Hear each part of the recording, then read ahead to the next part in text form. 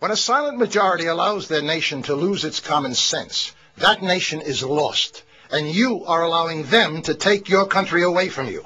Is it common sense to adore at the altar of multiculturalism? Read your world history. Not one nation has survived as a multiculture. It's the uniculture that is your strength. One country, one culture, one language. Is it common sense that 84% of the people want to make English the official language of America, but your majority political party espouses insanity, ignores the people, and says no? Is it common sense that 53 countries, mostly in Africa, have declared English to be their national language, and the party who declares we will unite you says press 2 for Spanish? Is it common sense to adopt your new national religion of diversity when the very word means disunity? We founded a country on similarities, not diversities. One country, one culture, one language. You cry out for unity, but is it common sense to continue to identify yourselves by your ethnicities and not your nationalism? White-America, Black-America, Chinese-America, Hispanic-American, gay and lesbian-American, the Black Caucus, the Hispanic Caucus, the Women's Caucus. You want unity? Change your language. Isn't it time, once again, we all became just plain Americans? Or is that too much common sense? Is it your new common sense now to stand up and cheer when a presidential candidate wants to hand over the health care system to that same government who has run Social Security, Medicare, Medicaid, and 12 other entitlement programs into bankruptcy? A government bureaucracy who can't run a railroad, your airports, secure your borders, or find 15 to 20 million illegal aliens. That same government that allows Islamic women to take their driver's license picture wearing a neck scarf, covering their face because it offends their belief. What's next? Allowing the Ku Klux Klan wearing their hoods? Is it common sense to bankrupt the American Treasury? Fighting wars for countries whose silent majority won't fight for themselves? Your debt is now $9.4 trillion. Is it common sense to continue to give away $9 billion of taxpayer money to unfriendly countries in foreign aid, including $2 billion a year to Egypt, who votes against the United States 80% of the time in the United Nations?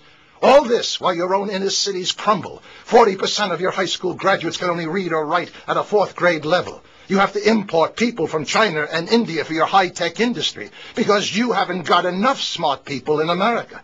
And New Orleans and the flood victims of Iowa continue to be forgotten. This is madness. Lay down your misplaced global burden and rebuild America first.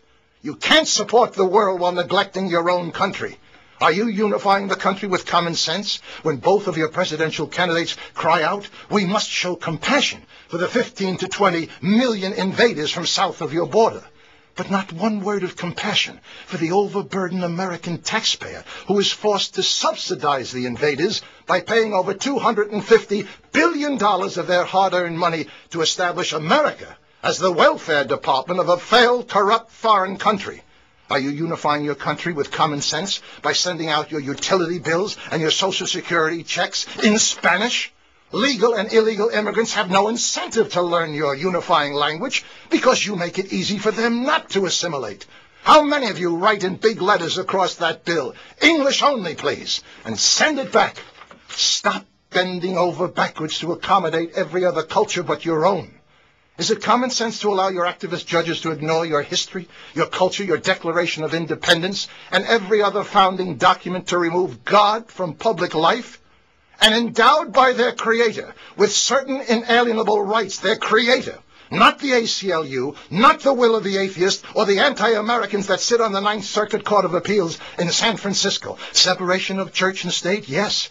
Separation of God from public life, never intended by your founding fathers.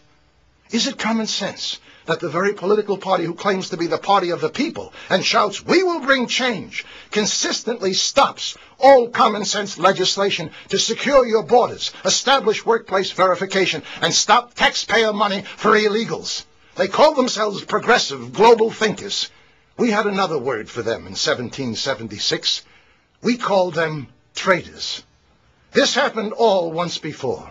232 years ago, it led to revolution and thousands of dead in the streets. It will happen again unless you take back America now. Join the grassroots movement of the Second American Revolution, not of guns and violence, but pressure, pressure, pressure on your none-representing representatives who created these problems in the first place. This is the most important phone number in your democracy, the Congressional Switchboard. Pick up your phone every day, every hour if need be, and call your representatives and tell them in no uncertain language to listen to the silent majority or else be thrown out on their hindquarters. It's toll-free, and your taxes pay for it. Would you stand by and watch your family perish when you have the power to save them? Of course not. Then why are you doing that to your own country? 1-866-340-9281. Perhaps you allow all this destructive, uncommon sense out of a distorted notion of tolerance. Remember what Aristotle said, tolerance is the last virtue of a dying society. You are tolerating the behavior that is destroying you. This wine was once rich, highly desired and admired. But when you dilute it with enough water, it stops being anything. Take back America now. Choose to be part of the Second American Revolution. Pressure, pressure, pressure. No presidential candidate, no political party can save you now. Only an aroused citizenry will turn this uncommon sense around. And he or she who does nothing now is helping them to destroy America. My name is Thomas Paine, and I approve of this message. I only hope to God you will too.